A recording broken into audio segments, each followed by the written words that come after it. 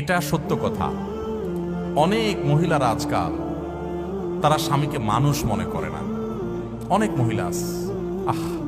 আপনি যদি মুসলিম নারী হয়ে থাকেন আমার বোন, আপনার জন্য আপনার স্বামীর নির্দেশনা মানাটাকে শরীয়ত ওয়াজিব করেছে। অন্যায় কোনো কথা যদি না বলে তাহলে স্বামীর নির্দেশ মানা।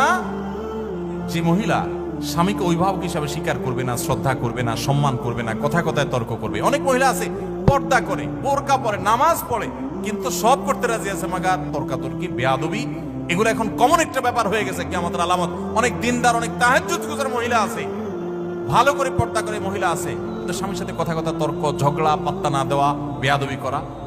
দেখুন, কোন একজন আমাদের পূর্বসূরি, কোন একজন সালাফের স্ত্রী, তিনি বলেছিলেন যে আমরা আমাদের স্বামীদেরকে, রাজা বাদশাদেরকে প্রজারা যেরকম ইজ্জত করে এরকম ইজ্জত করতাম, কিন্তু আজকাল তোমাদের অবস্থা ভয়াবহ।